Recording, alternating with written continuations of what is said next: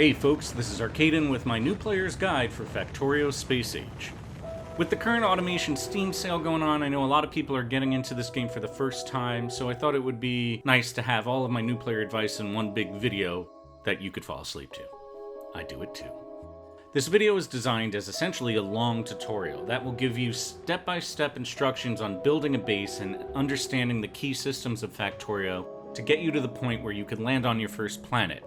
There's a lot of more game after that, but the goal here is for you to be able to approach all of that new content with confidence and in a way where you could enjoy figuring out a puzzle. As I said, this is a compilation, so you could find the different content sections in the chapters below if you want to skip around. In the meantime, let's get started. I remember when I first started playing the game years ago, I was able to get the basics going, but the thought of launching a rocket felt real far away. If you're in a similar situation, this video series is designed to help you out. It's going to tell you the key milestones you'll need to hit starting from the beginning of the game and ending when you land safely on your first planet. The series will show you one way to do things, but the goal is to move you beyond understanding the basic recipes to a point where you could start to strategize how you, specifically, want to get to space. For part 1, we're going to be focused on our first milestone, automated smelting. So, you've crash landed on Nauvis. What's the first thing you do? Press Alt. Hey look, there's ammo in the ship. The second thing you should do is work towards automating your smelting. This means getting to a point where you could mine resources like iron ore, copper ore, and stone, get them into a smelter, turn them into usable materials, and load those materials onto a conveyor belt, all without touching any of it. This is a vital step in getting you ready to scale up production. To get to that point, we're going to set up manual mining and smelting, start our first power grid, research some key technologies, set up initial defenses, create our first little mini factory, explore a bit to get the lay of the land, and then make the switch. So let's start by getting manual smelting up and running for iron ore, copper ore, and stone. Set up a bunch of burner mining drills and have them directly inserting into stone furnaces. Both of these machines need fuel. You could use wood in a pinch, but you'll quickly want coal, which you'll also have to mine and then manually load into the machines. This part is like a circle. You make more iron plates to make more burner mining drills, to mine coal, to fuel your miners, to make miners, to make more plates, to make more miners, to you get it. It's the circle of production. Control-click is your best friend here. Holding down Control and clicking on a building removes the finished product from that building. If you Control-click while holding an item in your cursor, say coal, it is loaded into the machine. That's how you're going to unload and load all these buildings without having to open every single one. You'll start small here, but the bigger you go, the faster you'll move. As an example, here's where I ended up before switching over to automated smelting. Next, set up your first power grid using steam power. Make sure to pick a place to do this where you'll have room to expand, as this is going to be your main source of power for a while. This is where I ended up at the end of one of my full playthroughs. Something to know here is I feed the boilers with burner inserters, because when power goes down, this allows them to still move coal into the boilers without electricity, which can save your butt and has saved mine a few times. Now, it's research time. Plop down 1 or 2 research labs and manually craft enough red science packs to research military, turrets, and automation. I prioritize protection technologies at this stage. A lot does depend on your map and where the biter bases are, but I think as a rule, it's good to have turrets and the submachine gun as soon as possible. Once that's researched, get a few turrets down to cover your current production buildings. You don't need a ton of ammo in these. Any attacks you have at this point are usually going to be pretty small. I think I usually have 6 or so ammo in each. Over time, you'll get a sense of where attacks are going to come from, and you could reinforce that area with more turrets. Next, research the rest of the red sciences. I have this little build here where I feed iron and copper plates into it, and the rest of the science process is automated. You just drop a bunch of materials in the chest, and then it goes pretty quickly. At some point during this, you'll research steel, and then you want to set up a small amount of manual steel production. I just add some stone furnaces like this. You don't need a ton of steel right away. Now, you get to make your first little mini factory. Try not to go too big here. Everything now is manually fed. If you go too big, you're just going to spend all of your time running between your furnaces and empty chests and you'll go insane. The goal is to automate smelting, so keep production and actions focused on that. For your first little factory, start with a focus on gears, wire, circuits, your key intermediate products, and yellow ammo to help protect yourself.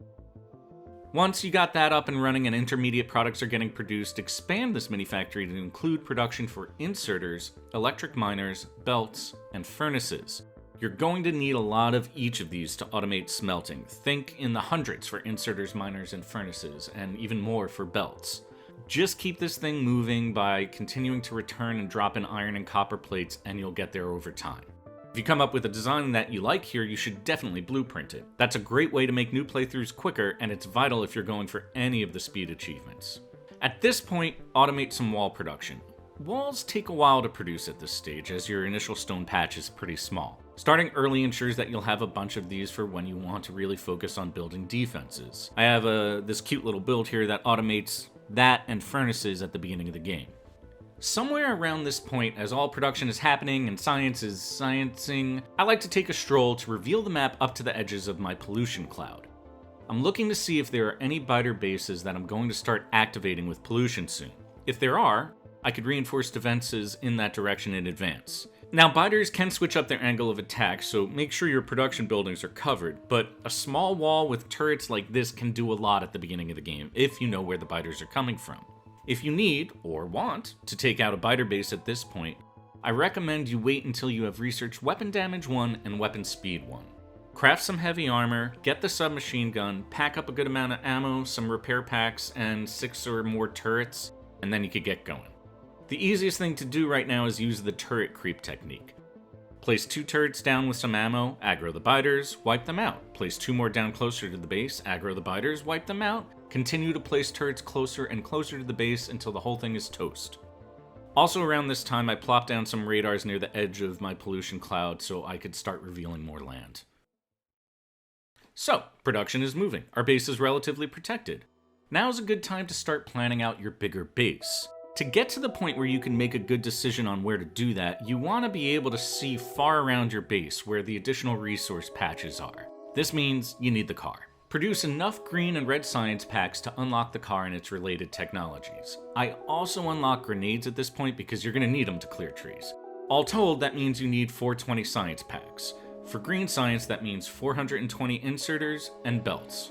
I produce that amount, put them into an expanded manual science area, and let it go. Eventually, science will be fully automated, but we don't need to do that right now. Craft your car, you'll need engines, which you can't craft manually, and then go for a long ride. I look for a few things here. First, I want to find ideally 2 of each resource patch so I understand where I'm going to be pulling materials from.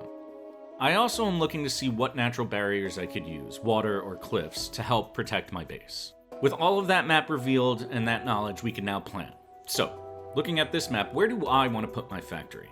Let's take a very brief pause here and look at a more advanced factory to get a sense of the scale that we'll need. So this factory is close to the space age victory condition. You can see the smelters are up here. There's a main bus, which is a highway essentially for important materials, and that leads down the center. Production happens on one side of the bus, and the other side is where I make science packs. So this here is the size of the main factory that we're going to be getting to. So if I go back to my current map, I'm going to smelt materials here and send those and other key products down in this direction on a main bus. I like this direction because there aren't a ton of natural barriers like cliffs in the way, so expansion should be easy. Production will go down here and both take and add items to the bus. Science will be produced and researched up here. Then I can make this area in back of the smelters a big train unloading area. I also see some ways to cut off the base from biters, but we're not worried about that yet. Don't get overwhelmed with this decision. You can always change things up. Factorio is a process of undoing and redoing. The call you need to make here is just where do you want to put your smelters? Oh, and by the way, you probably need to go feed your manual basics and science factory at this point. You'll be constantly returning to make that happen. Don't worry, that'll end soon. For automated smelting, I use this beautiful build. You'll see it everywhere. I don't know who first created it, but it's great. You could feed in coal and the raw material, and it puts them both on one belt and sends them down these 2 sides. This setup produces a full yellow belt of iron and copper plates when fully saturated. 15 per second. It's just lovely. And even though I don't remember which YouTuber it was where I got this, I do remember being amazed at how fast he could build them, not knowing one day I too would have built a stupid amount of these and become quite efficient at it. Initially, you want to build 5 smelting lines. It's going to be 1 for iron, 2 for steel, 1 for copper, and 1 for stone. But plan in your head for space for at least 10. The actual space you'll need will depend on how you end up building your factory. Now is probably a good time to mention one of my main rules of thumb for Factorio. Always give yourself more space than you think you're gonna need. Especially as you're learning the game, you'll often put things too close together. The map is infinite, take the space. So once you know where you're building your smelting lines, start clearing rocks and trees to make room. Embrace your inner onceler. After that, you're ready to do the switch, the process of moving from manual smelting and production to automated smelting and production. I wait until I have enough materials to do the whole thing in one swoop. It takes a bit, so put on some music, and here's how that goes. First, build the 5 smelting lines. This is a bit monotonous, but try to enjoy the pleasure of small, repetitive actions eventually leading to visible achievement. That's why we do this. Now you want to get your power ready. Very soon you're going to have a bunch of electric miners and inserters right on your grid, so build up your steam power setup so it doesn't poop out in the middle of the switch. Shoot for 12 boilers and 24 steam engines at this point. Next, you want to automate your coal mining. You are going to be relying on coal for power and smelting for a while, so you want that production to be steady. Remove all of your coal burner miners, replace them with electric miners, get those miners on the grid. Then run a belt from the coal miners in 2 directions. One goes towards the smelting line, where it will feed the furnaces. The other goes to the steam power build.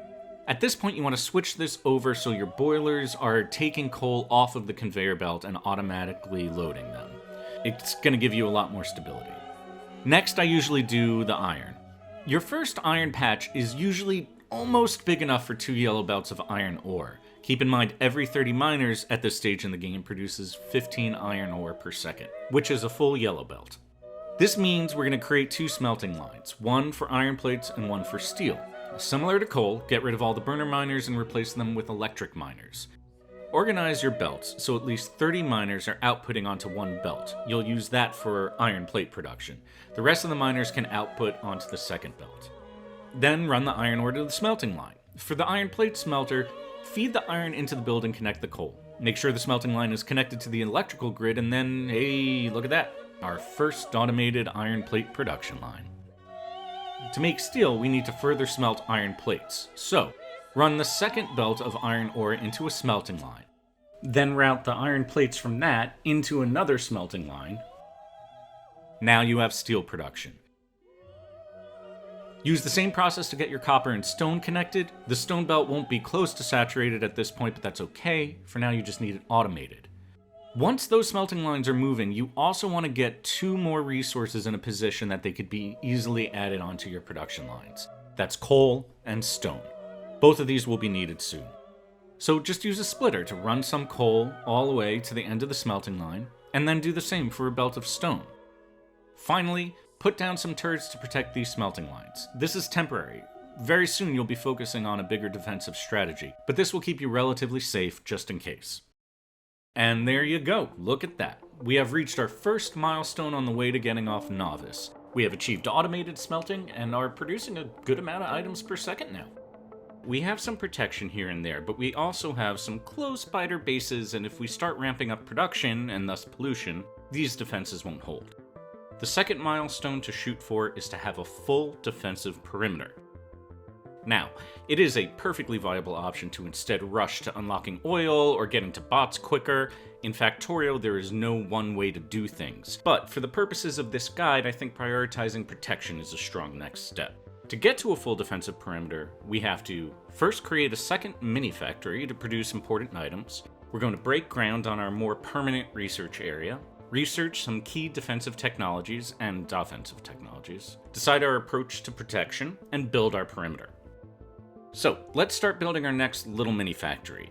You could now take advantage of all of these lovely little smelting lines you built to automatically feed materials into different production areas. Let's talk what your production priorities should be. Overall, you want to be producing items that are important to your defense right now. So walls from the steel brick. Turrets, you're going to need a lot of these. Think maybe a couple hundred. Red ammo, which I know is piercing rounds magazines, but it's just red ammo. And you want to go big here. You won't have enough raw materials to saturate a build like this just yet, but you're going to want a lot of ammo, so, pump some resources into this. Grenades for your tree clearing onceler purposes. Yellow belts. We'll upgrade to red belts very soon, but for our defense purposes, yellow belts would be just fine. Medium electric poles. You might not have this researched yet, but we will soon. For your upcoming research factory and the near future, you'll also want to be producing blue assemblers, which is assembling machine 2, inserters, the yellow is fine for now, and electric mining drills. For a slightly further away but still near future, I would also start producing rails right now so that you could have a stockpile when you need them. And make sure you have 100 or 200 engines for the near future as well. So where do you want to produce all these materials? At this stage of the game, you don't have the amount of resources or infrastructure you need to build out production at the scale for like a mid-game or late-game sized factory, so what you're building now will be temporary. Knowing that, I would keep it close to the smelters, but ideally off to the side so you don't have to dismantle all of it in the near future, you could just ignore it.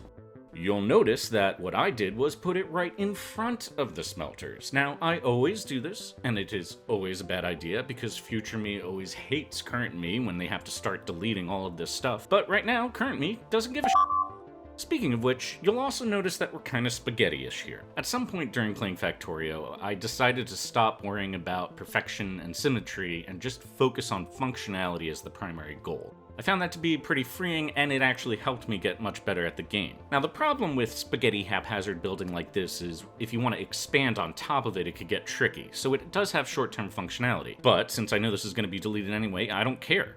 Now, you can make this neat and beautiful, you can make it fettuccine alfredo. It's your game, play it the way you want to. A few other things to note at this stage of production. You do not have the amount of raw materials or belt speed to have all of these machines going 100% all of the time, not even close. And that's more than okay. So, for example, my belt production is grabbing iron plates first. Some iron plates will make it past, but a lot are being taken up by these machines, so not too much is going downstream. However, once this chest is full, this will stop grabbing items and the downstream production will get more of the focus. This is just how it's gonna be. Perfection is the siren song right now. So you want to work with this reality and manage it in a few ways. You can do that by choosing the order that buildings get the resources. Put your top priorities upstream. In a pinch, splitters can divert 50% of the resources into another area, letting you work around decisions that you made in your spaghetti build. The inserter can also be used to help manage throughput as well. A blue inserter might get closer to maxing out production on machine, but a slower yellow one will let more materials pass while still making some progress on that machine. I do this for things like inserters, assemblers, or if I just need more materials downstream. Finally, don't forget to manage the size of your chests. You don't need 1,000 assemblers. Setting chest limits will help spread the resources around. Managing things in this way allows you to prioritize and make progress while you have a limited amount of resources, which is kind of where you're going to be for the majority of the game. Once your production is going, make sure you're also reserving some space for your main bus. This is essentially your highway that you send a lot of your materials down, where you could pull materials off to specific production areas and put products on it from production areas. Right now, you just want to make sure you're leaving enough space for that. So like away from the smelters, think 50 to 60 spaces. That'll be more than enough. The next big step is research. At this point, we could set up an automated science area that is going to last likely until late game. You want to build this off on the side of the bus. I'm doing it on the north side here. I always put science production and research on one side of the bus and then production on the other. It helps me stay organized. So build out science production for automation, logistic, and military science packs. I'm not going to go into too much detail on tactics here, but each of the science packs serves as a gateway. It's like their own little puzzle, requiring you to mass produce one or more new items. They're a lot of fun to play around with, and there are also a lot of resources out in the community you could use if you don't want to spend the time figuring it out yourself. Here I'm using this amazing build, Tileable Science, that I picked up like 4 years ago. I'll link to it below. Even if you want to do something on your own, these are really worth taking a look at because the person who created this did some very cool things. I remember the first time I saw this thinking like, oh, I didn't realize you could do that. Don't shy away from blueprints. They're how the community shares knowledge with each other. If you are making your own build here, this is going to take a bit, but as long as you're not under any intense attacks, there's no rush. Just remember, you're not fully defended, so keep an eye on your pollution cloud and clear out any troublesome biter nests. Once research is up and running, get electric energy distribution research so you could start crafting medium electric poles. Then, once again, we're going to focus on military techs. Prioritize researching the Defender capsule and the follower robot count technologies. These Defender capsules make clearing out biter bases much easier, and you're going to need to do that a lot soon. Right here, with 20 Defender robots, and I think I'm at weapon speed and damage 2, you could clear out somewhat sizable bases. The capsules are doing the main work for you. You mostly have to dodge spit and stay alive. The most dangerous thing you're going to run into at this stage is going to be medium worms, so try to focus fire those down first. But even pretty big bases are manageable once you get all the damage and speed research done that you can. Just, don't get cocky. Get Defender Capsules research and start producing them right away. For your next research priorities, I think you should finish off all of the weapon damage and speed techs. They take a while, they're pretty hefty, and you're going to struggle with your stone brick production, it's going to slow you down, but they make a big difference in helping you clear out the biter nests and withstand attacks. You don't have to go in this direction, but it helps. What do you do while waiting for all this research to finish? You can make some extra steam power materials and place them in a chest for when you'll need to expand. You're going to need more power soon. I like to take this time to organize my hotbars and pretend that it's going to be perfect for the first time ever. If you want to have 4 up like this, you could find that setting in the options interface menu. You could destroy the old and forgotten relics of your past mini-factory. Oh, remember those times just 2 hours ago? Set up a small junk storage area so you can get that stupid revolver out of your inventory. And of course, you can make a decision on how exactly you want to defend the base. There are 2 approaches I'll talk through here. The first, which we'll call the standard approach, although I don't know what's standard in Factorio really, but that is to create a tightish border that seals in all of your current builds but leaves some space to expand. Something like this. The second option, which we'll call the land grab option, because remember, you're not the good guy here. You go much bigger, and use the major bodies of water, the cliffs, and a lot more walls to get yourself a large amount of space. Let's talk this option first. The benefits of this approach are related to how biters expand. Once you wall off these areas, as long as you make sure that there are no living biters in the walled off area, you won't have any new bases spawn. That means all of this will be clear. And at this stage of the game, your pollution cloud is going to be really small. So you'll end up in a situation where all of these far off biter bases are dormant for quite some time. You won't get attacks, and that could last pretty long. However, this takes a lot of time and it's pretty monotonous. In this playthrough, clearing out and walling off this whole area took about 3 hours, which is not insignificant. The other concern is that it's not easy to repair the walls or replace ammo at this stage. You're a lot less likely to get attacks, but if you do, your options are limited this early in the tech tree. For the standard option, you make a smaller perimeter that contains all of your current production buildings and leaves some space for expansion, like so. This is actually a good size, and it took about 1 hour to make. Besides being faster to create, it's much easier to take care of ammo delivery and handle any repairs. The downside is you're going to be under attack more often, and will be venturing out more often to clear out biter bases. Also, chances are you'll likely need to expand the border at some point, which can take some time. The other thing to know is with the land grab option, you're going to have resource deposits within your barriers, which makes setting up outposts easier. For the standard option, you'll have to set up separate defenses for those outposts. Which way to go? Up to you. For this guide, we're going to do the standard version, though at this point I tend to do the land grab version. I think if you're starting out, the smaller perimeter is faster and will help you learn the game better because you still have to manage biter attacks. You can always and will expand later. Either way, you'll be doing a lot of this, and this. Oh, and then there's this. This is great. Once your military technologies are researched, you're ready to start building your defenses. Before you go, queue up a bunch of research at this point. While you're building your perimeter, you want to push through the rest of the red and green science research. Then, clear out any biter bases that are in the way or are too close for comfort. Pack up some walls, lots of medium electric poles, belts, turrets, ammo. You might need the larger electric poles if you're doing the land grab version. Well, you will if you're doing the land grab version. And you can manually craft those. I place individual turrets a medium electric pole distance from each other. Then a yellow belt and inserters deliver ammo into the turrets. I start this way because this is easy to expand. For areas that get a lot of attacks, you could add a second layer of wall and additional turrets. Once you get lasers, you could quickly plop them down on either side like so, and the medium electric pole will reach them. Building your defensive wall is definitely a place to explore and have fun. Once you finish your perimeter, you'll want to set up ammo delivery. For the standard option, I try to make the whole perimeter one long belt that loops. At this stage, you'll likely just dump the reserve you've been building up into some chests connected to a belt. But pretty soon, or even now really, you could run a belt from the ammo production and connect it directly. The turrets each take 10 ammo in, and then the rest moves on to the next one. The remainder will loop around the base, ready to fill in any turrets that run out.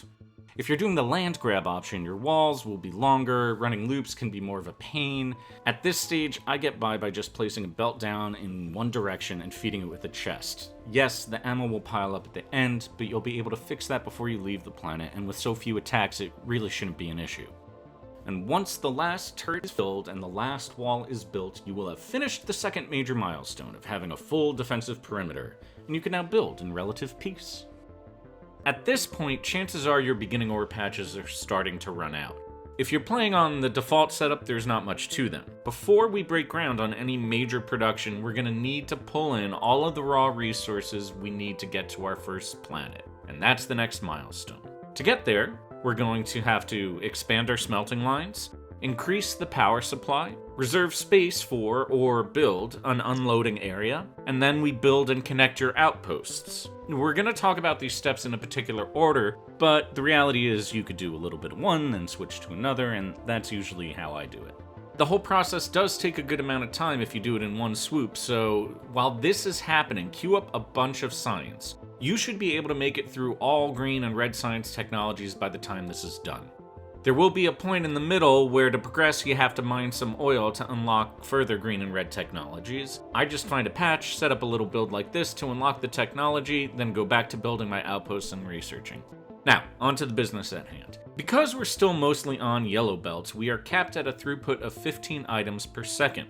But for this project, we're going to design and plan with red belts and their speed of 30 items per second in mind. You're not that far away from them. In fact, you'll see I added some very slow red belt production here in case I want to start upgrading specific areas. Now, everything we're going to talk about could be done piecemeal over your early game. You could bring in some iron ore now and maybe build like a logistics factory. But for me, I like to get everything done at once so I know that I have all the materials I need to launch a rocket and get to that planet.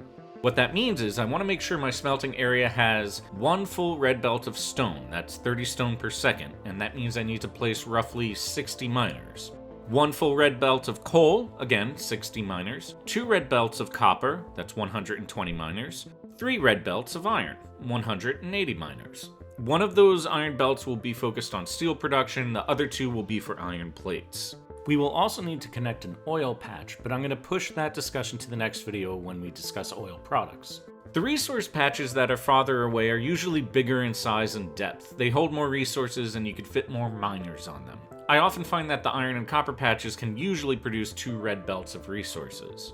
So looking at this map, we're going to create outposts on these resource patches and pull them into our smelting area. When you think of pulling in far-off resource patches, you eventually butt up against the eternal Factorio question: should I use belts or set up a train system? The fundamental answer, like most things in this game, is whichever you'd prefer. Both are viable options. My first couple of factories, I avoided trains like the plague and ran massive lines of belts across empty land connecting everything. And really there wasn't much of a downside to this. In my opinion, it's faster to set up a couple of belts than it is to set up a train system at this point. The other thing about belts is they're just a little simpler. In a situation where you're not, say, saturating a belt, you pretty much know you're just not mining enough. Trains add additional factors. Do you have enough trains? Are your inserters fast enough? Stuff like that. In terms of the resources you'll spend between the two strategies, running a long red belt definitely uses more iron plates. When you get to a relatively big scale, trains definitely can transport resources more efficiently and they're easier to hook new outposts up to. For mid-late game factories, trains are usually the better option. For now, we're going to do a bit of both. So, to prepare for all of these new resources coming in, I'm going to set aside a decent amount of space behind the smelters so that I could route and manage belts and set up multiple train stations. Again, there's that main rule of thumb for Factorio: always take more space than you think you're gonna need. Then I get to work setting up my train unloading stations. We're not going to talk much about train networks here because that's a deep topic, but there are tons of great guides and blueprints out there and I'm happy to answer any questions in the comments. That said, a few tips. If you're just starting out and signaling is confusing you, yep, that's what happens. It takes a second to wrap your head around it. Don't worry, stick to it, it'll click eventually. For the purpose of just beating the game, all 100 hours of it, I find that you don't have to be that concerned with having the most efficient train loading and unloading setup. Your guide should be, are you meeting your production needs? I say this because a lot of online Factorio content can get hyper-focused on super high efficiency and massive production, but you can play the game much more freeform and still have great success. I find that when I'm frustrated with the game, I'm usually trying to make something too perfect. So use someone's build, design your own. For train loading and unloading, I think the most important thing is to make sure you use stack inserters as soon as you get them. The blue ones we're using here ain't gonna cut it. Also, I put the actual train stations behind a defensive line, as they have crates with large amount of resources, but otherwise don't worry about it. Next, expand your power. You're about to add a ton of electric miners and new smelting, so scale up your power production. I ended this section with 36 boilers and 64 steam engines, which is more than I needed for the outpost, but I wanted some extra room to be able to start adding a lot of production buildings without having to worry. The steam engines scale your coal usage to the amount of power you are requesting, so you could build more than you need and it won't deplete your coal faster. And yes, we are going to talk about solar power, Koala, but we're not going to get there yet. Sorry. Also, at this point, if you need to, build some additional smelting lines.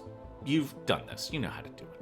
Now, start building and connecting your outposts. Get to your resource patch and plop down your electric miners and hook it up to power. Since these outposts are likely not within protected boundaries, you'll also want to set up some walls, turrets, a looping belt feeding ammo, the same defense that we did for the base. Replenishing the ammo either manually for now, or you could potentially use trains to deliver them. At this point though, I say just drop a bunch into a chest. Just keep an eye on how much pollution your outposts generate and adjust your strategy accordingly. Drop down a radar so you can keep an eye on this remotely, connect it, which in the case of this stone patch we're doing via belt, and there you go, that's an outpost. Now just keep on doing that till it's done. And overall, that's the process of pulling in these additional resources. Again, I've spoken about this in distinct steps, but the reality is often you do a little bit of each step as you want or need. So here's where I ended up with this factory. The stone patch is connected via a belt. This odd little copper patch in the middle of the factory is combining with the original copper patch, and I'll just deplete those over time. Meanwhile, this big copper patch has two belts coming from it. One is hooked up, the other is ready for when the original patch runs out. These two iron patches make 3 red belts, and they go into 1 train station for delivery. And finally, there's coal in the south, also coming in by train. While I was building all this, red, green, and black science technologies were fully researched, so we could start producing cool items. In the near future, all train stations need to be updated to stack inserters, outposts need to get on red belts, but for now, we have the system set up where all of the base resources we will need to get to our first planet are connected to our base. Well, except for oil, but that's the next part. The next milestone to shoot for is we want to produce advanced oil products. A couple of steps to get there. First, we need to decide the design approach and the layout of our factory. Then we break ground on a few new production areas to build new products, get chemical science up and running. We're going to have to upgrade our base. Then we're going to take some time to go over advanced oil and its product chains, make sure we understand it, and finally, that'll get us to production. Now, we're at the point in the game where the order you do things is highly variable. It's based on your specific situation, or honestly, just whatever you want to do. At some point, you might be like, you know what, I want to run over a big worm with a tank. And you should build that tank, and you should run over that big worm. So feel free to mix the order around. So let's talk about factory planning. There are 2 general approaches to building a base. First, you could do a bus base. This is a base where most items are belt-fed and your production areas are supported by a main highway of resources called the bus. You take resources off of the bus and into production areas, and then you put the results of the production back onto the bus. This allows you to easily see how your resource production is happening and creates a structure where it's easy to expand. The second general approach is a bot base, where once you unlock the logistic system, you have logistic robots deliver the majority of products that are needed to production areas. To do this on an endgame scale takes a lot of bots and a lot of power, but is very cool looking. Troubleshooting can be harder here because it can be difficult to see where the resource problem is happening, but it greatly decreases the amount of belts you're using and it offers a lot of freedom of design.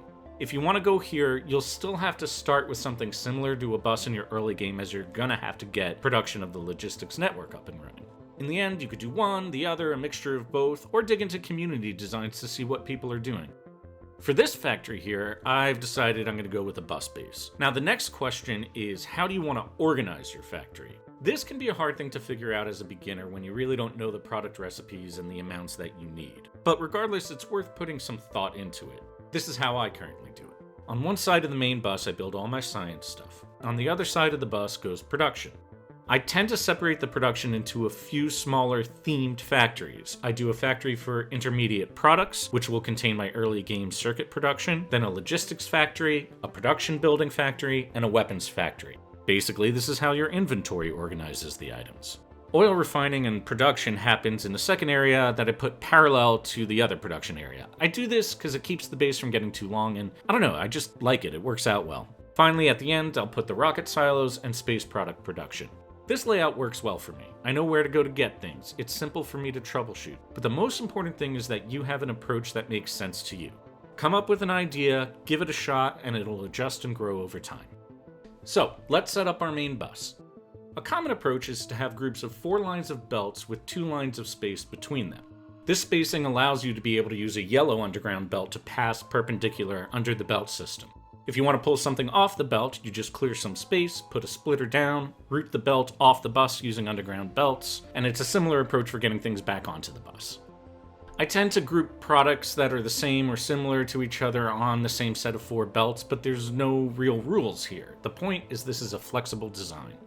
At this stage, you won't have the resources to build out your full bus with all the lanes, so I just put markers down that show me where the bus will eventually go, so it helps me plan my building. Set up your bus and then route resources off of it into your new production area or areas. Remember to leave more room than you think you need. These areas will expand significantly. Here's my recommendation for main product priorities. Under the Logistics banner, red belts and the associated items. You're going to need to update all of your outposts and belts to fast transport belts very soon, so make sure this is moving ASAP. Pipes, both kinds, because oil's coming up, electric poles, rails, and inserters. At least the yellow, but I like to build it out for all of the ones I have unlocked. For intermediate products, you don't need to create everything possible. A lot of the intermediate products can be crafted at the place where they are needed. That said, I do think it's good to build out a specific production area for iron gears and copper wire, and then of course circuits. Leave plenty of room for your circuit area. You're going to have green, red, and blue here. Eventually you'll have a separate circuit strategy, but this will take us through our main goal. I also usually set up concrete production around this time, as you'll need it for some upcoming buildings. And then the only production buildings you need to mass produce right now, I think, are steel furnaces, because again, you're going to upgrade your base and you'll want to update your smelting line. Everything else can be handcrafted when needed. In terms of what of this goes back onto the bus, I think you just need to put iron gears and green circuits on there. Everything else can stay where it is. As you work on building this out, a few general tips to keep in mind. When you hover over a production building that has a recipe selected, the tooltip always tells you the amount of resources needed per second. It's much easier to use that to understand how much stuff you need across a big build or all your recipes.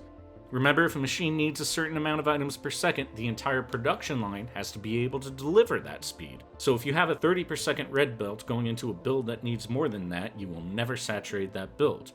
Double loading belts is an important tool to maximize the amount of products you could load into a building. For extra credit, Google sushi belts. There are a few basic structures for building early game products that allow you to take in anywhere from 1 to 4 separate ingredients and output one product. Get familiar with these, consider making blueprints for them, which leads to the next advice. Get to know the blueprint system. It's not really a fun add-on, it's actually an integral part of the game. It makes scaling up to endgame size much quicker and much more enjoyable. Now, if you don't care about achievements, there are also excellent mods that can help you calculate, say, the needs of a group of machines in an area. I'm not using that here because for the guide, I don't really want to illustrate perfect builds. There's a lot of that already out there, but I highly recommend looking it up to make the game simpler to learn. So this is where I ended up with my intermediate factory and my logistics factory. There's ample room between them for expansion. Over time, the chests will fill up and these factories will not require the massive amount of resources they currently do. Now, onto chemical science, which means onto basic oil production. Now, it is perfectly viable and actually relatively common to rush unlocking advanced oil here and quickly set up your oil production to use that recipe. Advanced oil is a big threshold. It unlocks a lot of powerful items. Logistics and construction bots, nuclear power, the rocket silo. A lot of people will push through to advanced oil to get bots up and running, as they can make it a lot easier to upgrade and build your base. If you were to do this, what you would do now is set up a small oil production area, just enough to make 75 red circuits, sulfur, and 75 engines, research advanced oil, and then redesign your oil area to use the advanced oil recipe and move forward from there. But for us, we're going to start with the basic oil setup. Connect an oil patch to your main base and protect it through the same methods we discussed in the last part. Here, I just ran a long oil pipeline because it makes me feel like Daniel Plainview. There's a limit to how long your pipelines can be, as you can see here. If you get this, all you have to do is place down a liquid pump, power it up, and you'll be fine again. Unlike belts, there's no throughput mechanic with liquids in Space Age. The amount that you pump into a pipe is the amount that can be taken out right away. You'll see the map says this oil patch is producing 2,276%, which really just means 227 per second. Just lop off that last number to get the per second count. Oil depletes similarly to ore. For this stage of the game, I try to keep crude oil production between 160 to 200 per second. You will likely need to pull in a second oil field before you get off the planet to keep that going. Get your oil into your oil production area and set up some refineries. Basic oil refining turns crude oil into petroleum gas, which can then be combined with water to make sulfur and coal to make plastic. You want to get production on both of those products set up. To produce our chemical science packs, we need advanced, red, circuits, sulfur, and engines. Engines you actually don't need any oil products for. Get engines onto your bus. Sulfur, put it on the bus. For plastic, route it into your circuit area and produce red circuits, using that, your green circuits, and copper wire. Then get those red circuits onto the bus. At this point, you'll have all the products you need to make chemical science packs.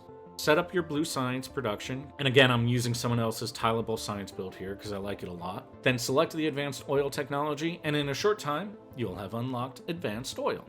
Now if you were rushing to bots, you'd redo your oil area right now. But there are plenty of technologies we could research before doing that, and at this point, I really want to upgrade the base.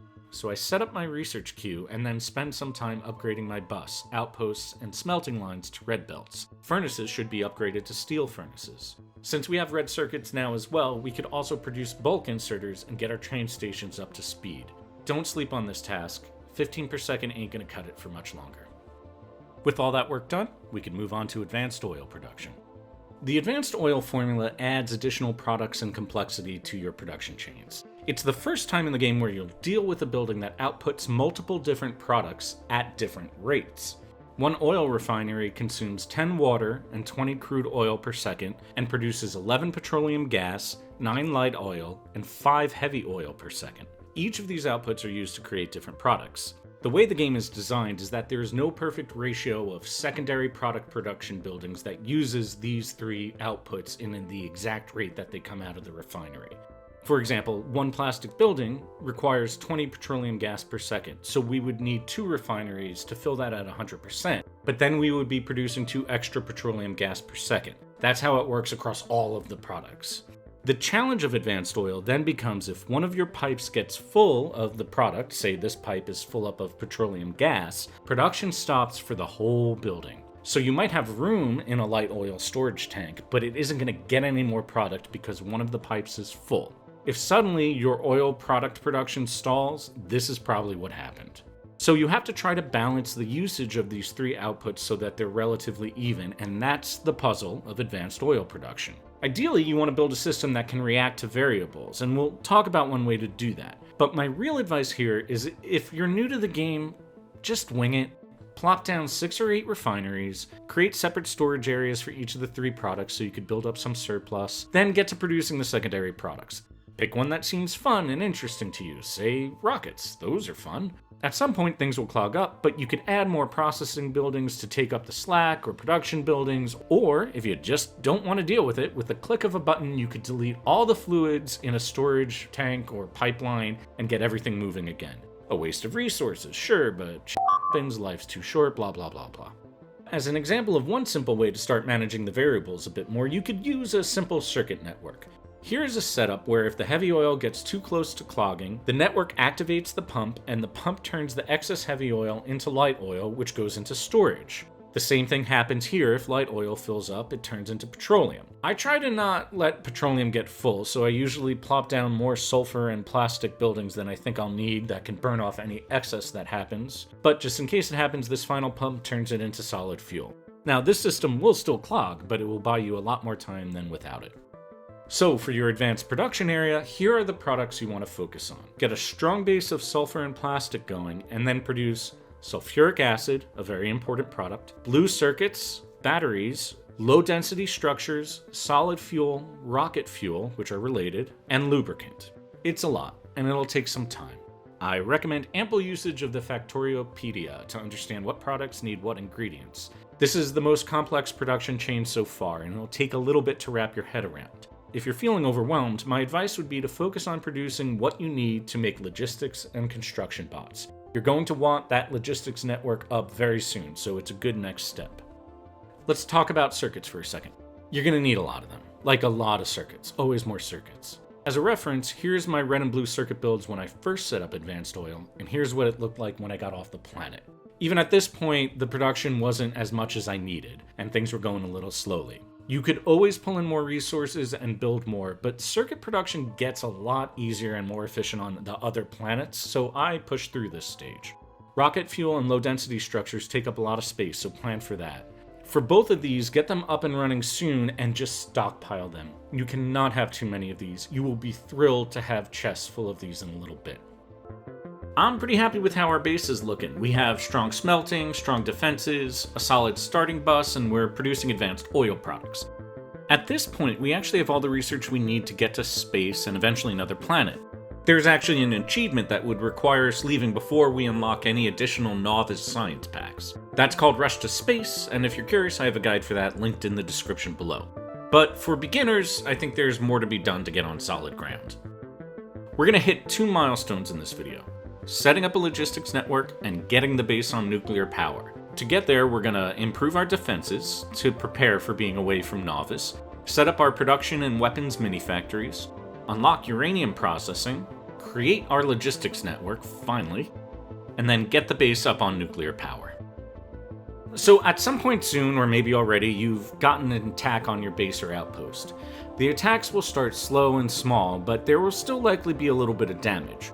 At this point, I tend to ignore attacks until either something gets destroyed or gets close to that. Then I go to the area where it happened, repair what was broken, reinforce with additional turrets and maybe more walls. You could also pack up some defender capsules and go out and destroy any small bases that are in your pollution cloud. This will handle things for a bit, but the biters will continue to expand and they'll also get stronger the more you attack them. Soon, you'll have to start upgrading your defenses. So here are some things to consider doing over time as you continue to unlock additional technologies. First, add a second turret type. Eventually, you'll unlock lasers or flamethrowers, and you should add one of those to your defensive perimeters. It's important to have 2 types of defenses in case one goes down. If your power goes down, your lasers won't work, and if your ammo runs out, your turrets won't work, so it's really good to have a redundancy here. Once you have logistics bots unlocked, you could create a small mini network at your outposts, with some construction bots and repair packs in a passive provider chest, and the bots will automatically repair any damage that happens. Eventually, I add my outposts into my main logistics network so that my bots can supply ammo, repair, and build new defenses without me having to get there. This is the state I suggest you get to before you leave. Continue to research the speed and damage technologies for all types of weapons. You also want to upgrade your engineer's personal defenses and weaponry, but we'll get to that a bit later in this video. In my factory, I've gotten to the point where I want to break ground on my final 2 mini factories, one for production buildings and one for weapons. Unlike the last parts, I'm not going to list everything you should produce, because at this point, that list is getting pretty big, but I do want to point out a few things important to not overlook. Get solar panels and accumulators up and running. We'll talk about solar power in a bit, Koala, but these are very important for your space platforms and for generating power on other planets. Speaking of which, it's worth it to start production on your space platform foundations. They'll move very slowly right now, but you're going to need a lot of them, so it's worth getting those set up. Make sure you automate repair packs and get them into a passive provider chest. This is how your construction bots will automatically repair your base. In terms of weapons, it's a bit dealer's choice here. I use laser turrets a lot, so they become the #1 priority for me. But flamethrowers are pretty cool. Once you automate red ammo, now you could run a belt to your base perimeter, fully automating ammo refills for your turrets so you never have to worry about it. Rockets are important too. You're going to start seeing big worms at this point, and they have a lot of health and can do some decent damage. Rockets can make taking them down quicker. Now is also the time that you want to start producing the materials you'll need for your nuclear power setup. That's heat pipes, heat exchangers, and steam turbines. Now, these buildings are locked behind the uranium processing technology. To unlock that technology, you have to mine some uranium. To mine uranium, you need to pump sulfuric acid into an electric miner. You use the same miners, they just get an additional liquid input when you place them on uranium ore. Do this however you think best, but when I don't want to set up a big production yet, I make some barrels, fill them with sulfuric acid, Then I get to the uranium patch, set up a quick little build to mine 1 uranium ore, and the technology unlocks. Now that you are starting to have a lot of decently complicated production chains up and running and your novice base is starting to take shape, I want to take a moment to talk about troubleshooting tips. You're going to start to see problems pop up here and there, like in this smelting build, where the top copper belt here was going slower than it should. Turns out there was a rogue yellow belt up here slowing things down. This is a big part of the game. It's gonna happen, and you should expect that you'll consistently be adjusting and troubleshooting your factory, especially at this stage. My biggest advice is to always start at the end of the problem and work backwards. Is your research going too slowly? Check out your research labs, and we see that there's not enough blue science here. So we go to check out blue science production, and we see that red circuits are the problem. Looking at red circuits, we notice that there's absolutely no circuit production happening. Why is that? Because there's no plastic happening. Why? Because, and I shit you not, this is real, I forgot to build one pipe segment. She's shaking her head at me. The production panel is also a really important tool in helping you troubleshoot. In it, you could look at the production and consumption of specific resources over different periods of time. So, for example, I can identify that green circuit production has dipped recently, and then I could look at the components for green circuits and start to identify where the problem might be. Alright, let's get started on building our logistics network. This is a big turning point for the game. The logistics system, combined with the blueprint system, allows you to go from a lonely engineer to a nuclear-powered lord of robots that could build outposts in a few seconds. It never gets old. The logistics network has 2 types of bots. Construction bots provide repairs, can deconstruct buildings, trees, and rocks, and, most importantly, construct things. To build an item, the construction bot needs 2 things. First, it needs the ghost of the building placed down to tell it what to build and where. You create these ghosts by using blueprints, or you could hover over the item in your crafting screen and press Q. Second, the construction bots also need access to the materials for the build. That means that the materials need to be within the logistics network, and you do that by placing them in a red passive provider chest. Construction bots can access any materials in these red chests and use it to build. You'll also have yellow storage chests that they could pull from, but they'll go to red chests first.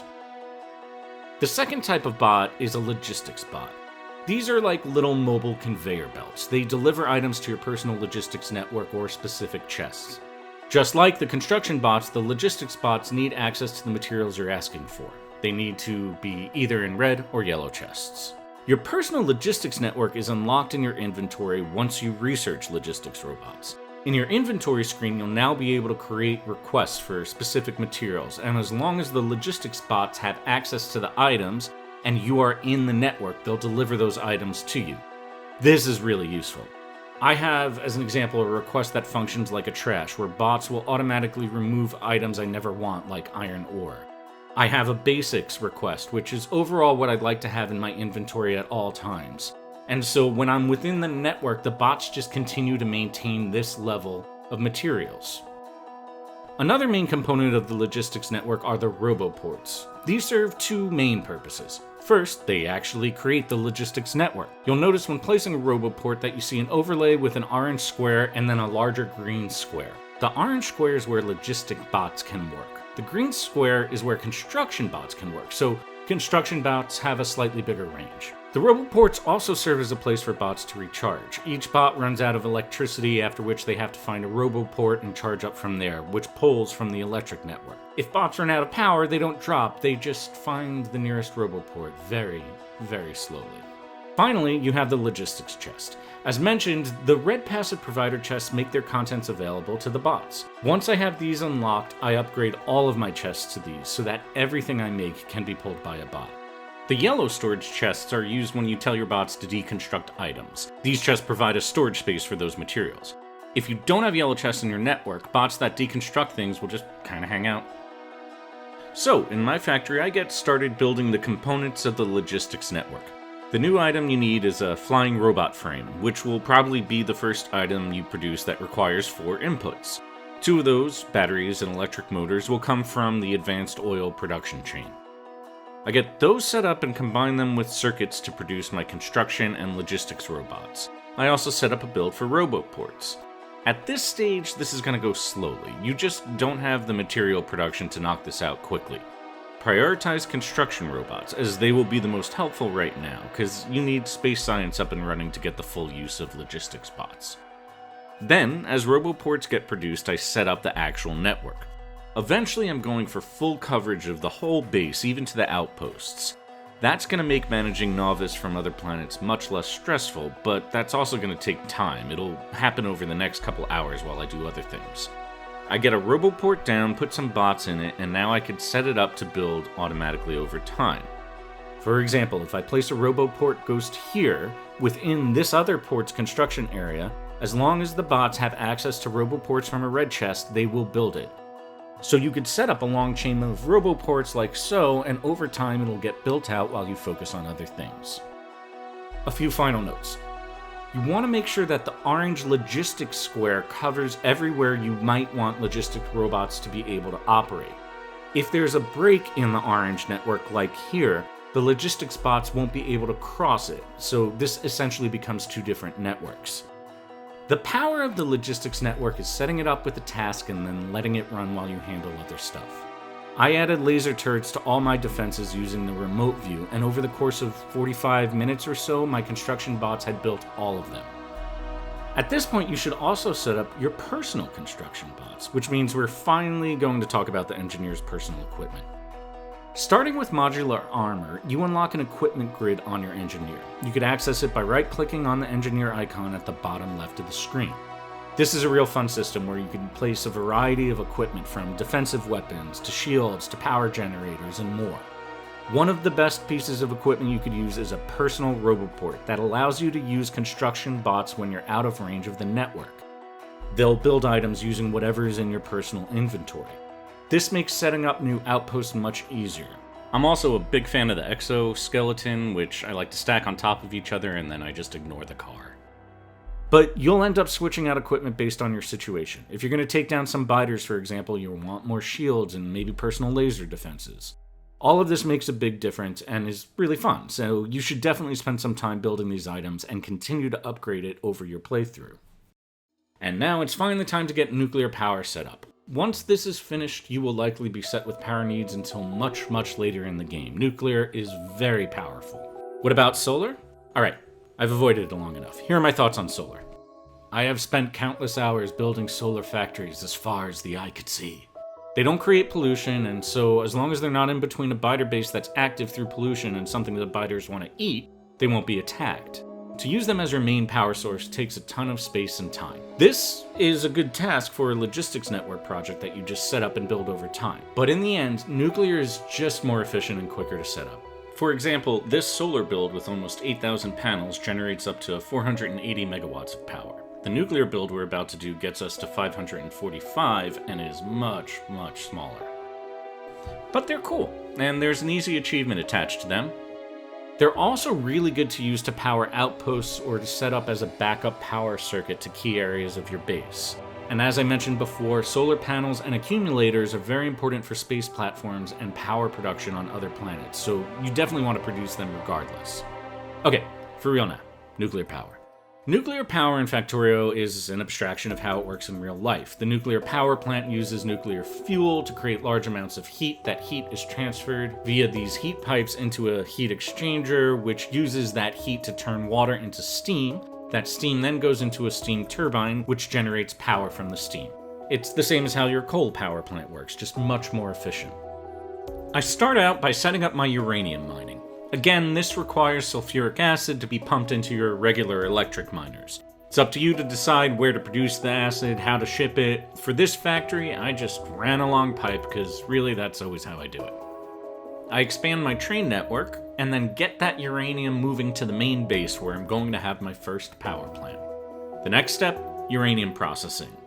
Now, processing uranium produces two outputs at vastly different rates. There's uranium-235, which has a 0.7 chance of being produced, and uranium-238, which has a 99.3% chance. You need both of these plus iron plates to make a nuclear fuel cell. But of course, the output ratio of the processing plant does not match the production needs of the fuel cells. So like advanced oil, you need to build a system that manages this mismatch or else it'll clog and your power production will go down. What I've done here is use a filter splitter to separate the two uranium outputs.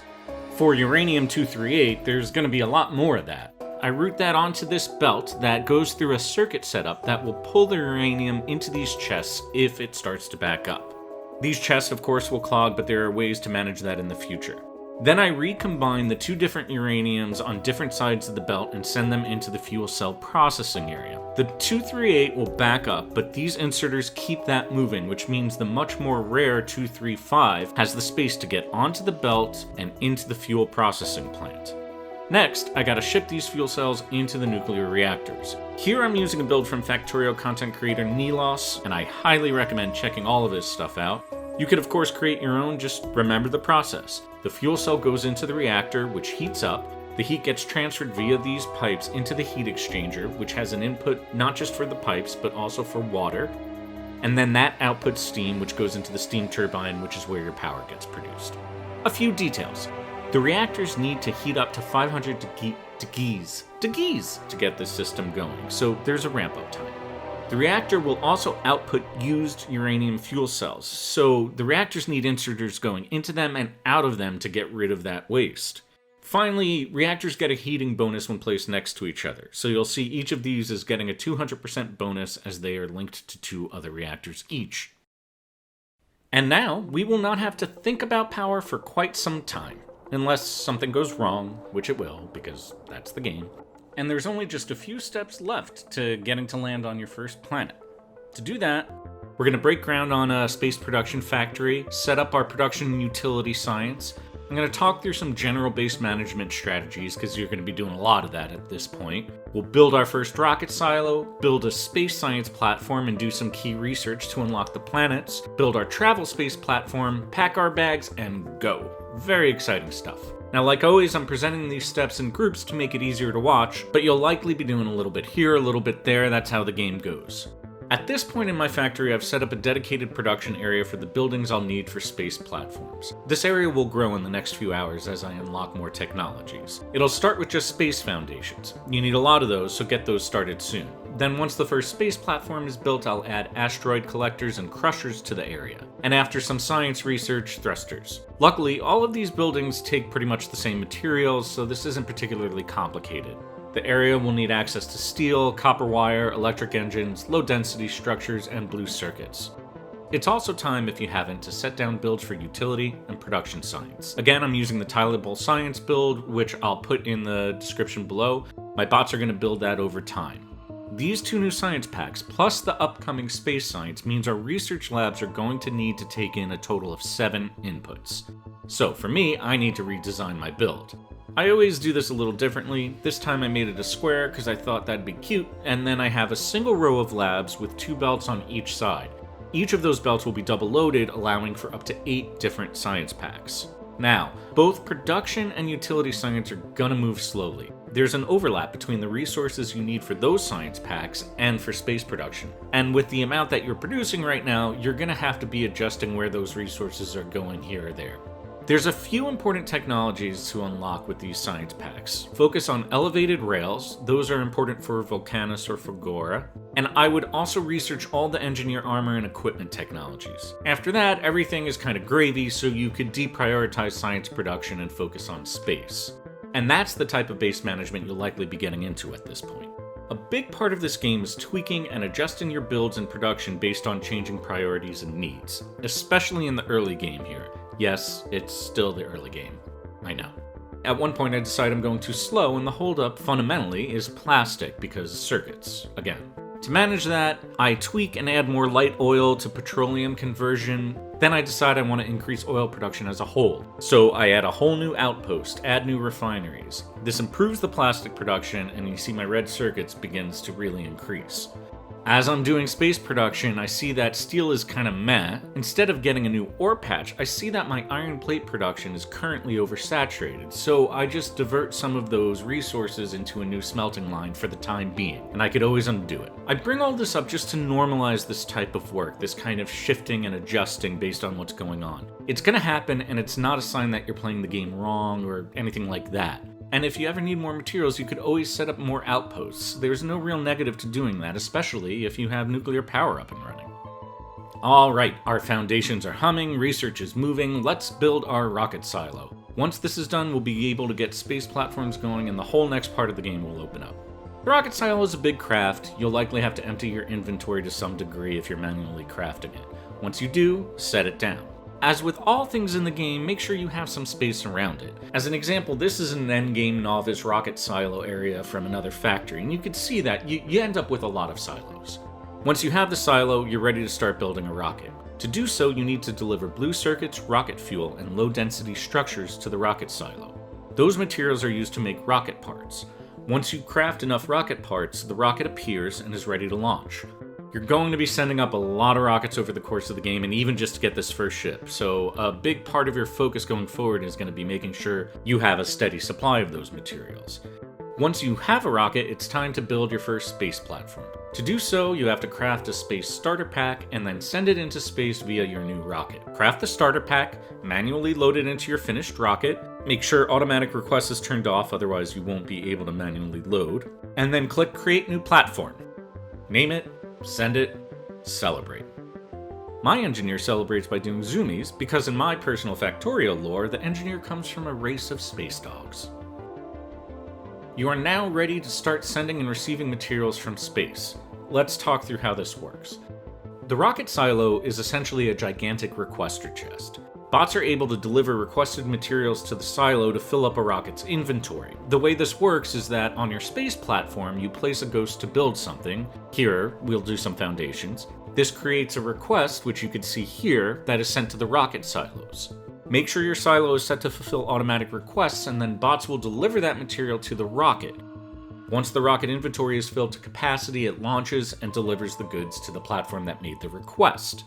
Rocket capacity is decided by a new weight mechanic, but you don't really have to dig into that. The simplest way to know how many materials a rocket can hold is to look at the item in your inventory.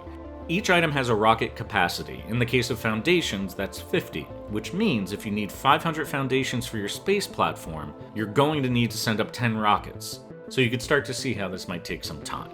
A few other things to note about requests and shipping. By default, a rocket accepting automatic requests will always send up a full stack of materials. So if your platform is requesting, say, 2 asteroid crushers, the rocket will just send a stack of 10. You'll have extra in your space platform inventory. This is actually good for some items as it allows your ship to automatically replace destroyed items while in transit. You can always manually load a rocket with a mix of materials and send it to the platform of your choice. Space platforms can also request materials through the hub menu system. This is just like the engineer's personal logistics requests. You select an item, select which planet it comes from, and then the platform will automatically request that item when it is in orbit of that planet. The final piece of this shipping structure is the cargo landing pad. You can only have one of these on each planet. This also has a menu for requests. Once you make one, it sends a signal to all space platforms in orbit, and any platform that has an item will then automatically ship it to the landing pad. Now it's time to build our first space platform. To unlock travel to other planets, we need to research technologies using the Space Science Pack. These science packs can only be built on space platforms.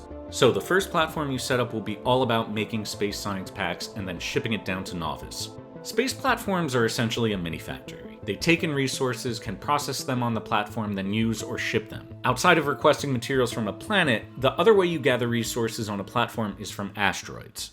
Asteroid collectors will grab small asteroid chunks within their area of effect. There are 3 types of asteroid chunks. Each of these then goes into a crusher. The crusher breaks metallic asteroids into iron ore, carbonic asteroids into carbon, and oxide asteroids into ice. You'll notice that the asteroid crushers are another building with multiple outputs. They have a 20% chance to export another asteroid chunk, so that has to be managed.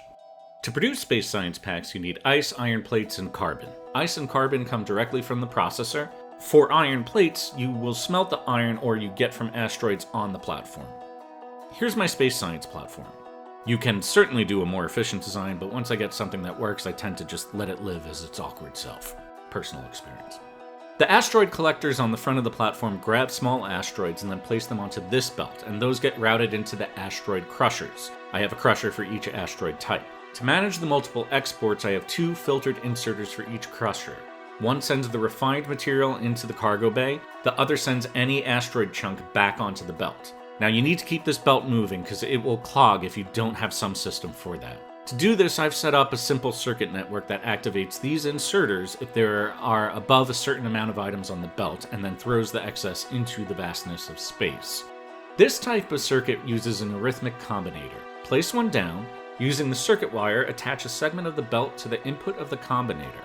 Click on the belt section you chose, select Read Belt Contents, and the option Hold All Belts. You'll see the whole belt now has wires around the edge of it. It is sending the total contents of the belt into the arithmetic combinator, which you can see here. If you can't see it, make sure that the device is powered up.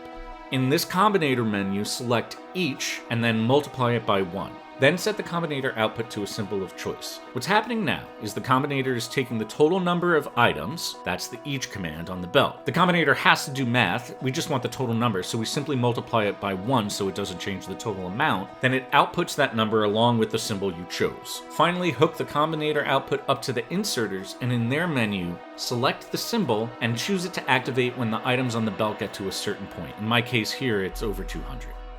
I'm sending the carbon, iron ore, and ice into the cargo bay. This cargo bay is the only storage you could have on a platform. You can't place chests. I put these items into the bay because I want to maintain a surplus of them in case asteroid collection slows down for some reason. To manage that inventory, I connect these inserters to the cargo bay with a circuit network and then set them to activate only when I have under my desired amount, in this case under 100 of each. That way, this inventory doesn't fill up and become all iron ore. Once it reaches the number I've selected, the inserter shuts down and the rest of the belt trash setup here will keep everything moving. To make space science packs, I take the iron ore into a smelting line on this side. I output carbon and ice onto a shared belt like so, then this all gets routed into some assemblers that make space science packs. Those packs get stored in the cargo bay. Finally, I place solar panels to power this all. I usually just fit them in wherever I can. On the planet, get your cargo landing pad down and set up a request for space science packs. Now the platform will automatically start sending those packs down to the bay. Route those packs into your research area, and now you can start researching space science technologies. Prioritize researching thrusters and the rest of the logistics chests. You're going to want those blue chests. Make sure to set up some production for them. And after that, you could focus on unlocking travel to the different planets. As you might have put together by now, all of this takes a good amount of time. You have to ship all of these materials up to the platform for it to be built, and that's restricted by the speed with which you could send rockets. At this point, that's kind of slow, but there's likely plenty for you to do while waiting to secure nauvis for when you're gone. Some reminders and things to consider. Finish connecting all your outposts into the logistics network. This will allow you to automatically repair and support those outposts. Make sure your defenses are upgraded to include 2 types of weapons. Upgrade your engineer's equipment. Get to the best stuff before you leave for the planet. Especially make sure to craft the portable fission reactor. Some of the other planets don't really have good solar power, so you need this to keep your equipment running consistently. You could clear out biter bases in your pollution cloud. Now you don't have to do this, they'll just grow back, but I think it's fun. You could also just grow your circuit production. I bet you need more. Never forget the main circuit strategy. Once space science is up and running, start building your next space platform, the one that will take you to your planet.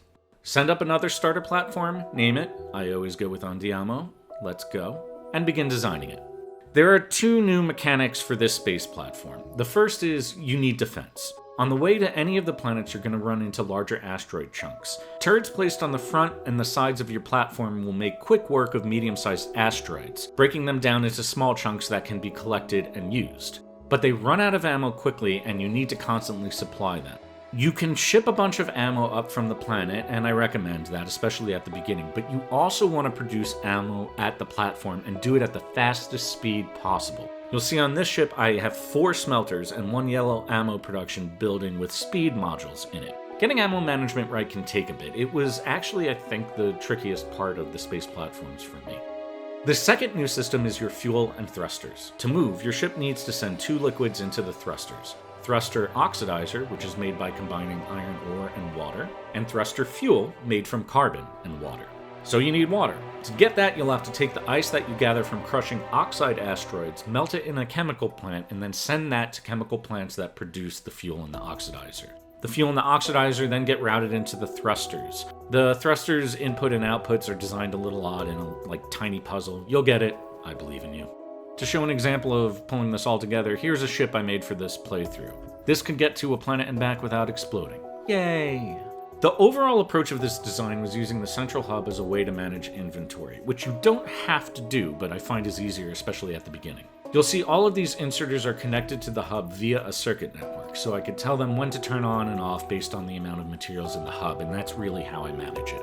The asteroid collectors put the chunks on the main belt, which then get pulled into the bay. Up here, I have my crushing build. Inserters place the asteroid chunks into the crusher, and the results of that are put back into the hub. Now, with this build, the hub could fill up quickly with asteroid chunks, or too much of one material. So on the sides here, I have these two wildly inefficient trash builds. They use filtered inserters that are set to activate when there is too much of any of the one materials. So if I have more than 2 carbonic chunks in the hub, this inserter goes active and sends the surplus into space. I do this for all the chunks and all the secondary materials.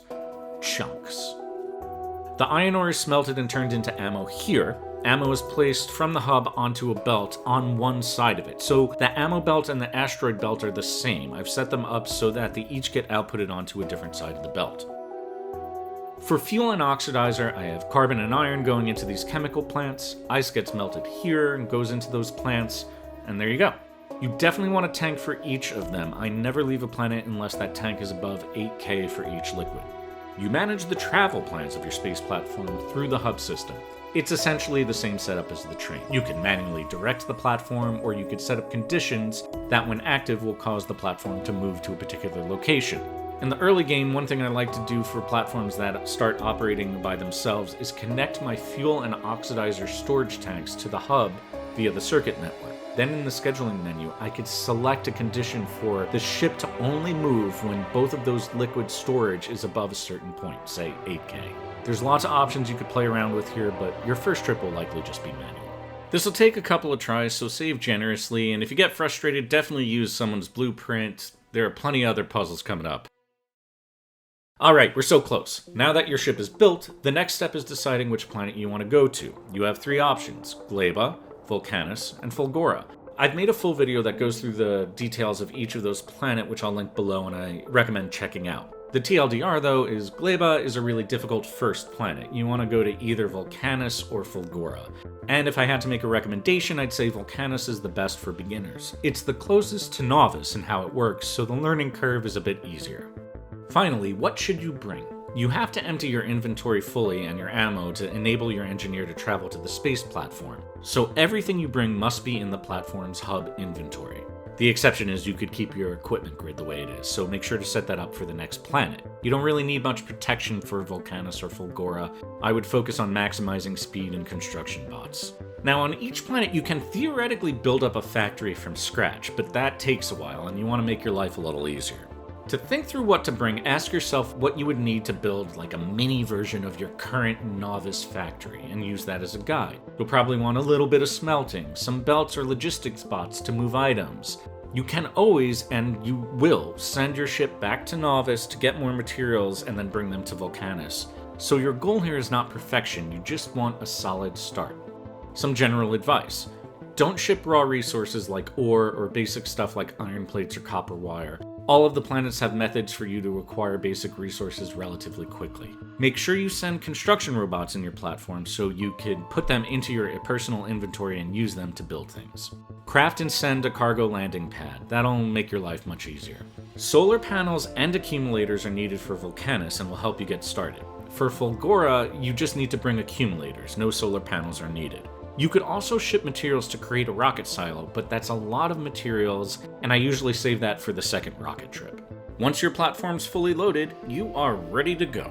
Get everything out of your inventory, ammo too, and travel to your space platform. I've decided to go to Vulcanus, so I get that going, and there we go. Now you just wait to make sure you don't explode. If not, you land safely on the planet and then welcome to Factorio midgame. If you've made it this far, congratulations. You have essentially beaten a slightly quicker version of vanilla Factorio, and you're ready for the new puzzles and challenges of the Space Age expansion. As general advice as you go forward, remember, focus on functionality over complete efficiency. If you're lost on what to do, pick a technology in the research tree and go for that. Don't forget to use the Factoriopedia. And, don't stress. Although the game can be difficult, it's also pretty forgiving, and there's a whole amazing community out there ready to support. That said, once you land on a new planet, getting your footing can take a bit. So this next part of the video is going to take you through the systems for each new planet. Now, it's not a step-by-step guide. Instead, the video focuses on what I believe the key concepts are for each planet. And once you understand them, you'll be able to really get moving, start scaling up your production and creating your own builds. All right, let's get started. Gleba, or Gleba. I don't really know. Squishy Sounds planet is probably the most challenging to initially wrap your head around. It's, in my opinion, the biggest shakeup of how you conceptualize and execute your production lines. Initially, this could lead to, I don't know, maybe some frustration. Gleba introduces a spoilage mechanic, where many key items will now spoil or change form within a certain time limit.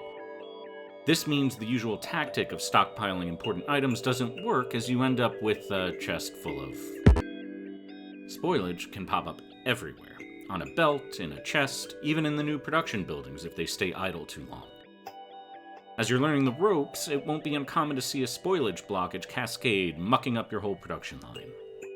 With the spoilage mechanic, Gleba pushes you to think more about producing items when they are needed, a just-in-time production line.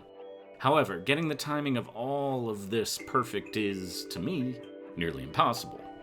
The real trick of Gleba is to design your build so that you could remove spoilage automatically at any point in your production chain. For example, in this design, I have multiple inserters set up to remove spoilage from the buildings, the belts, and the chests. It pushes it all into the logistics network so that this keeps moving. Now, this approach does lead to a stupid amount of spoilage in your logistics network, but that's easily solved by burning it off to supplement your power infrastructure.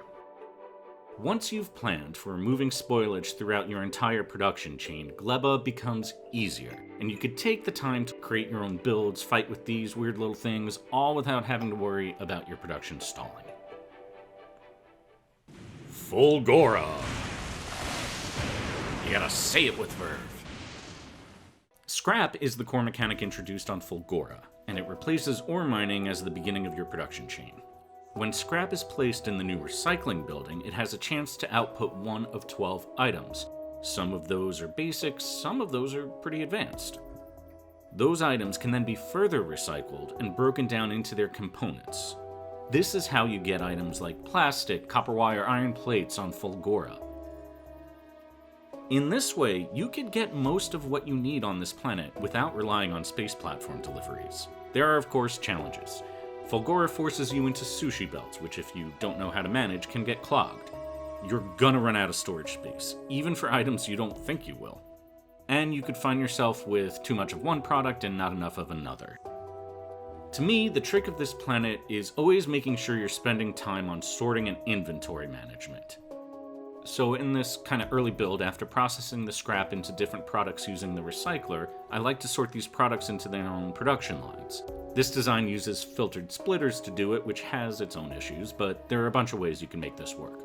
To get things like green circuits, plastic, and iron plates, we want to further recycle the products we get from scrap. But we also need these products, so we only want to recycle them when we have a surplus. This build uses a requester chest to do that. It's connected via the circuit network to a roboport, which is set to read the logistic network contents. When red circuits in storage get to a certain level, in this case 1000, the chest activates. Bots then bring red circuits to the chest, and they get recycled into green circuits, plastic, and copper wire. In this way, we keep a certain amount of red circuits in storage while also setting up a production chain for these products. A new problem that Space Age adds to Factorio is the challenge of dealing with too much stuff. At some point, you're gonna run out of storage space. The solution here is similar. Set up a chest that activates when a product hits a certain level, something ridiculous that you don't want to reach or at the limit of your storage, and then it gets fed into a recycler build, but in this case you recycle it multiple times until the product is destroyed. All of this scales very well. This island's primary purpose is sorting. Product comes in by the trains, it's sorted by the bots, then transferred to the main base in a relatively organized fashion. As, for me it's organized. It has builds set up to downcycle products into their components, as well as builds to destroy surplus that I don't want. All of the inventory management is handled on one island, so the main production island can have a steady, balanced input of materials to work with. And of course, you can and should be shipping products to other planets, but even with that going strong, I've still found it important to have this inventory management set up to keep things moving efficiently. So there's an obvious joke here about the planet name, but I'm not going to do it because I'm an adult. I'm an adult. There really isn't one big conceptual hook to Vulcanus. It's more like a lot of little things, which means it could be hard to know which direction to go in when you land here. You'll have to spend a lot of time understanding how to produce things like water, oil, and plastic. You'll push through a slow period of iron and copper production until you unlock the planet's unique production buildings. You'll have to start using elevated rails to transport goods, and if you don't have the mech suit, you'll spend a lot of time doing this.